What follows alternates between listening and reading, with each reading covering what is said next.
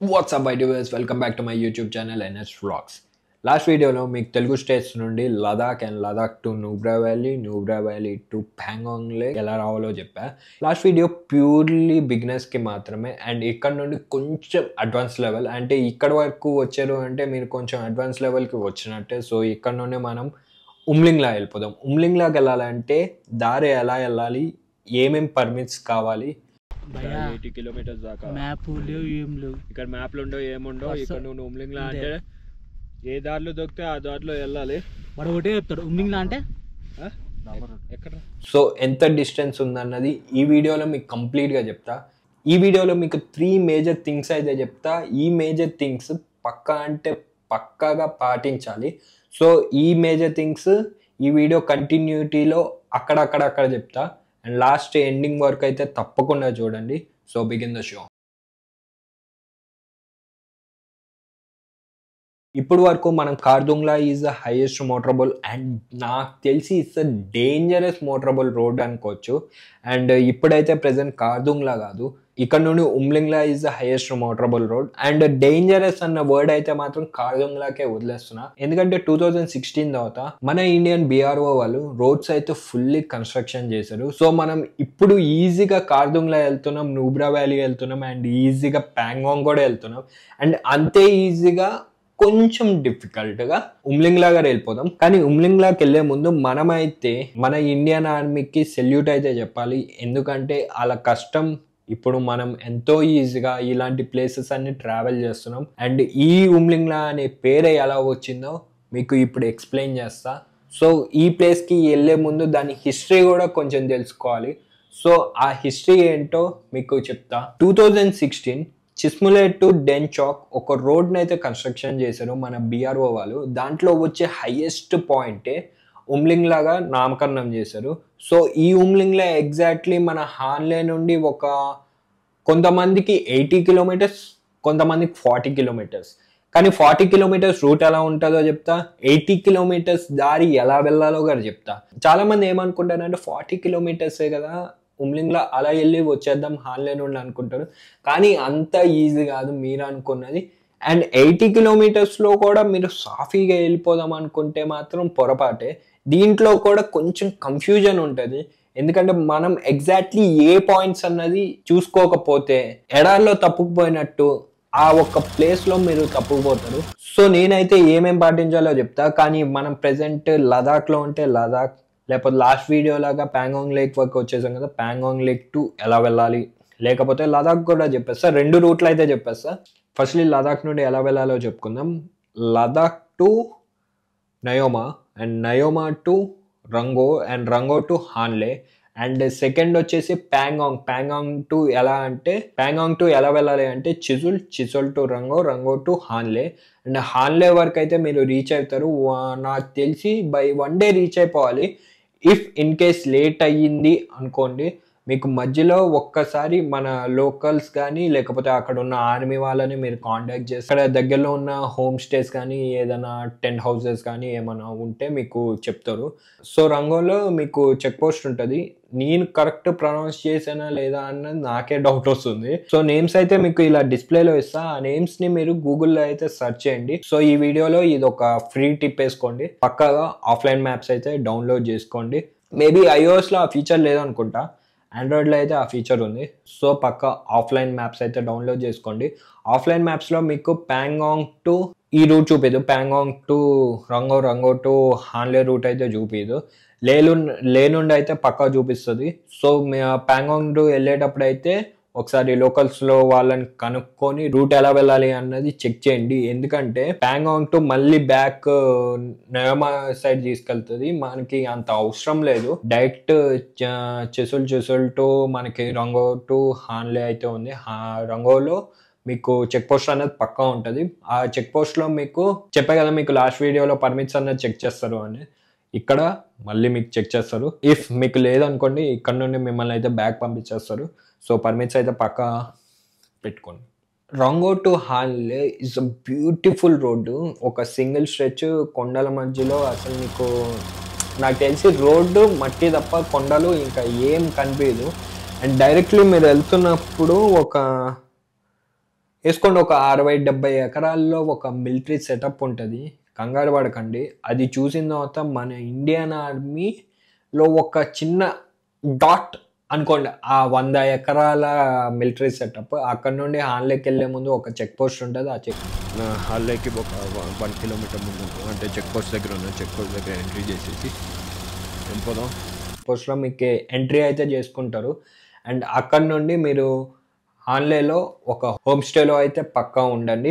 If మీరు లదాఖ్ నుండి వస్తున్నారంటే మీకు ఫ్యూయల్ అయితే నాకు తెలిసి సరిపోతుంది. ఒక ఫుల్ ట్యాంక్, ఒక 2 జెర్రీ క్యాన్స్ మెయింటైన్ చేస్తే సరిపోద్ది.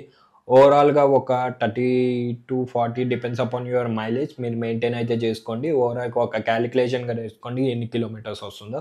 అండ్ లాస్ట్లో చెప్పేస్తాం మీకు ఓవరాల్గా ఎన్ని కిలోమీటర్స్ వస్తుందో. ఆల్రెడీ మీరు గూగుల్లో సెర్చ్ చేస్తే కూడా అన్ని కిలోమీటర్సే వస్తుంది. సో మీరు according to your bike mileage మీరైతే క్యాలిక్యులేట్ చేసుకోండి. ఫ్యూయల్ అయితే క్యారీ చేయండి. ఇఫ్ ప్యాంగాంగ్ నుండి వెళ్తున్నారంటే ప్యాంగాంగ్లోనే ఫ్యూయల్ తీసుకోండి.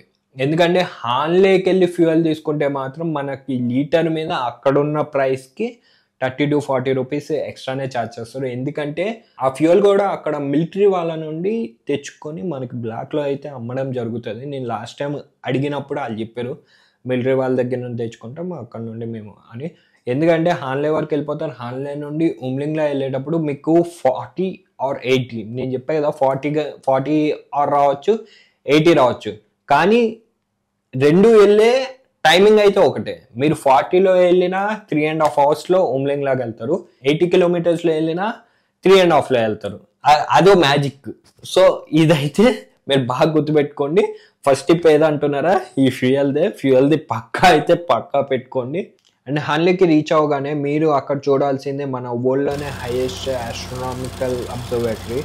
అండ్ ఇదైతే తప్పకుండా చూడాలి. ఈ అబ్జర్వేటరీ హాన్లేలో మాత్రమే ఎందుకు ఉంది అని మీరు అడిగితే, ఓవరాల్ మన ఇండియాలో రీసెర్చ్ చేసిన తర్వాత మొత్తం సిక్కిం అటు మొత్తం ఓవరాల్గా లదాఖ్ సైడ్ కార్దుంగ్లా ఇవన్నీ రీసెర్చ్ చేసిన తర్వాత ఓన్లీ హాన్లేలో మాత్రమే ఓవరాల్ ఇయర్లో ఓన్లీ 7 సెంటీమీటర్స్ కంటే ఎక్కువ వర్షం పడదంట. అండ్ ఆ పాయింట్ నుండి క్లియర్ స్కై వ్యూ కనిపిస్తుందంట. సో మన రీసెర్చర్స్, మన ఇండియన్ సైంటిస్టులు అక్కడ అలాంటిది ఒకటి కడితే బాగుంటుందని అక్కడ కట్టారు. సో మీరైతే తప్పకుండా హాన్లేలో అది ఒక్కసారి అయితే చూడండి. జస్ట్ మన ఉండే స్టే నుండి ఒక వ్యూ పాయింట్లో అది కనిపిస్తుంది. నేనైతే వెళ్ళలేదు, మీరైతే తప్పకుండా వెళ్ళండి. ఎందుకంటే నేను ఆల్రెడీ మొత్తం అన్ని ప్లేసెస్ ఒకసారి కవర్ చేద్దామని నేనైతే అనుకోవట్లేదు. లదాఖ్ని నేను ఒక 7-8 టైమ్స్ అన్న నా లైఫ్లో ఒక్కొక్కసారి వెళ్ళి ఒక్కొక్క ప్లేస్ మంచిగా ఎక్స్ప్లోర్ చేసి వద్దాం అనుకుంటున్నా. సో మీరు కూడా కంగారు పడి అన్ని ప్లేస్లు ఎక్స్ప్లోర్ చేయకండి. అందుకే మిమ్మల్ని beginner, advance and pro level అంటే ఆల్రెడీ 2-3 టైమ్స్ లదాఖ్ వచ్చిన వాళ్ళకి ప్రో లెవెల్. కానీ ప్రో లెవెల్లో ఉన్నోళ్ళు కూడా కొన్ని ప్లేసెస్ ఎక్స్ప్లోర్ చేయలేదు. నాకు తెలిసి ఈ ఇయర్ నా వీడియో తర్వాత చాలామంది ఆ ప్లేస్ని ఎక్స్ప్లోర్ చేస్తారు. మీరు కూడా ఆ ప్లేస్ని ఎక్స్ప్లోర్ చేయాలి అనుకుంటున్నా. కానీ ఫస్ట్ టైం వెళ్తే మాత్రం మీరు లదాఖ్ వచ్చారు, లదాఖ్ నుండి అడ్వాన్స్ లెవెల్గా అప్డేట్ అవుతారు కాబట్టి మీరు ఉమ్లింగ్లాకి అయితే వెళ్ళండి. సో హాన్లే వచ్చిన తర్వాత మీరు నెక్స్ట్ డే ఎర్లీ మార్నింగ్ మన హాన్లే నుండి అంటే లోకల్స్ని కనుక్కోండి. ఎగ్జాక్ట్లీ మీకు రూట్ అయితే కొంచెం చెప్తారు. ఆ రూట్ అనేది నాకు కన్ఫ్యూజనే. ఎందుకంటే మన గూగుల్ మ్యాప్లో సెర్చ్ చేసిన ఆ రూట్ అయితే అస్సలు చూపించదు. ప్రజెంట్ చూపిస్తుందేమో లేకపోతే ఫ్యూచర్లో చూపిస్తుందేమో. కానీ మీరైతే లోకల్స్ని కాంటాక్ట్ చేయండి. లోకల్స్ని అడగండి కొంచెం ఆ రూట్ ఎలా వెళ్ళాలి అంటే. మన హాన్లే ఎగ్జాక్ట్లీ బ్యాక్ సైడ్ నుండి మీకు రూట్ అన్నది చూపిస్తాడు. ఆ రూట్ నుండి ఎగ్జాక్ట్లీ ఒక ప్లెయిన్ ఏరియా అన్నది వస్తుంది. అండ్ అక్కడ నుండి మనం ఎలా వెళ్తామంటే, ఇప్పుడు మీరు రంగోట్ టు హాన్లే ఒక మిడిల్లో ఒక రోడ్డు ఉంది. ఆ రోడ్డు పైన వచ్చారు. ఇప్పుడు ఆ రోడ్డు కూడా ఉండదు, ఓన్లీ మట్టి మాత్రమే ఉంటుంది. ఆ మట్టి పైన మీరు నడుపుకొని వెళ్ళాలి. అండ్ కొంచెం ఎగ్జాక్ట్లీ మీరు క్రాస్ చేస్తున్న కొద్దీ మీరు కన్ఫ్యూజ్ అయిపోతారు, అసలు దారి ఏది అని మీరు కన్ఫ్యూజ్ అవుతారు. సో ఇక్కడే ఒక చిట్కా ఉంది. మీకు ఎవ్రీ ఒక 500 మీటర్స్కి ఒక పోల్ అన్నది కనిపిస్తుంది.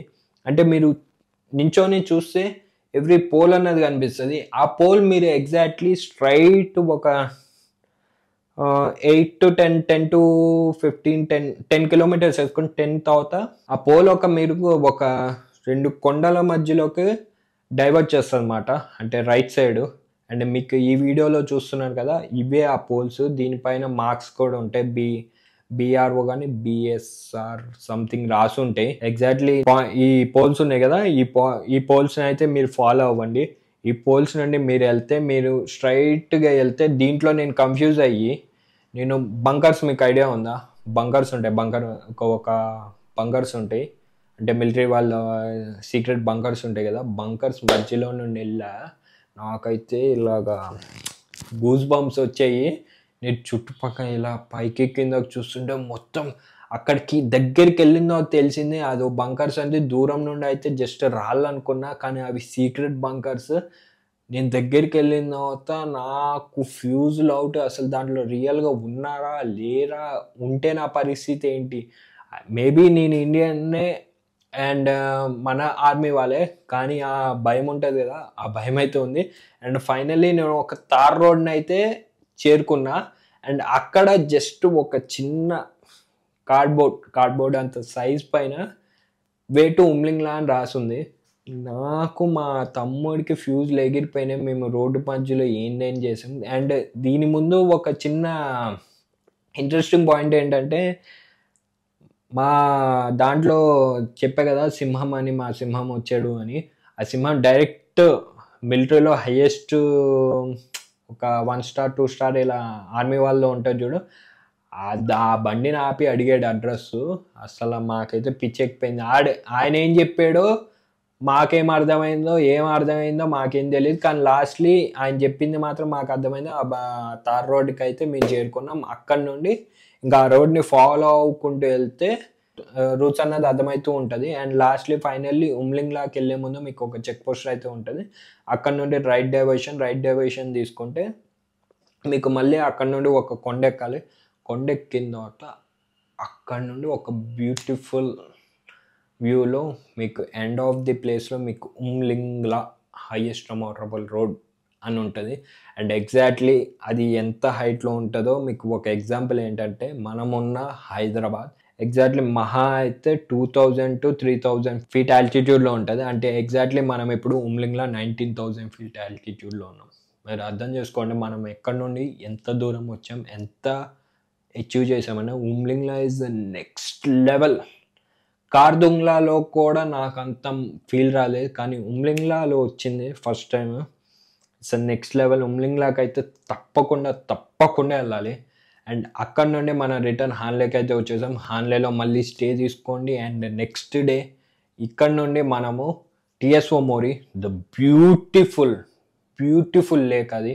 ప్యాంగాంగ్ తర్వాత తప్పకుండా చూడాల్సిన లేక్ అది. పక్క హాన్లే టు టిఎస్ఓ మోరీ అయితే తప్పకుండా చూడండి. అండ్ ఇదే దారిలో మీకు ఇంకో ప్లేస్ కూడా క్రేజీగా ఉంటుంది, పూగా వ్యాలీ అని. మీకు చాలా రీళ్లలో చూస్తారు.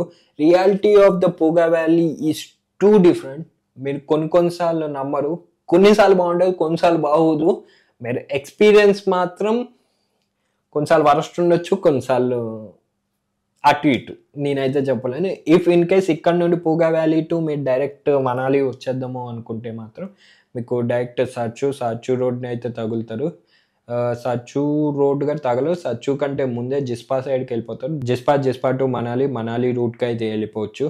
సో ఇక్కడికి వచ్చేటప్పుడు మీకు సెకండ్ టిప్ ఏంటంటే, పక్క బిఎస్ఎన్ఎల్ తీసుకోండి. బిఎస్ఎన్ఎల్ కాకుండా ఇంకోటి ఎవరు ప్రిఫర్ చేసినా మీరు బిఎస్ఎన్ఎల్ మాత్రమే తీసుకోండి. That post paid. ఇక్కడ నుండే తీసుకుంటే ఇంకా బెటరు. అక్కడైతే మాత్రం ఏం చేస్తానంటే, అక్కడ లోకల్ ప్రూఫ్లు తీసుకొని ఎక్స్ట్రా ఛార్జెస్ తీసుకుంటారు. కానీ వేరే వాళ్ళ ప్రూఫ్లతో అంటే కొంచెం ఆలోచించాలి. అండ్ అంత సేఫ్గా కాదు. మన సైడ్ అంటే ఆ మౌంటైన్ ఏరియాలో కొంతమంది నమ్మచ్చు, కొంతమంది నమ్మలేము. సో మీరు కూడా బిఎస్ఎన్ఎల్ పోస్ట్ పెయిడ్ ఉంటే చాలా మంచిది. ఫైనలీ మనం Manali to Chandigarh to Delhi. And మీకు ఇదే రూటు, ఎలా వెళ్ళారో అలానే వచ్చారు అనుకుందాం. ఉమ్లింగ్లాగా వెళ్ళేటప్పుడు మాత్రం నువ్వు ప్యూర్లీ డిసిప్లైన్. ఎందుకంటే అది ప్యూర్లీ ఎలా అంటే, చైనాకి మన ఇండియాకి బార్డర్. ప్యాంగాంగ్ లేక్ నుంచి స్టార్ట్ చేస్తే హాన్లే టు ఉమ్లింగ్లా, ఇది మొత్తం చైనాకి ఇండియాకి బార్డర్. అంటే నువ్వు డైరెక్ట్ చైనా బార్డర్ దాకా కనెక్ట్ అవ్వలేవు, కానీ ఎడ్జ్లోనే వెళ్తూ ఉంటాం. వాళ్ళ కొండలు మనం చూడొచ్చు.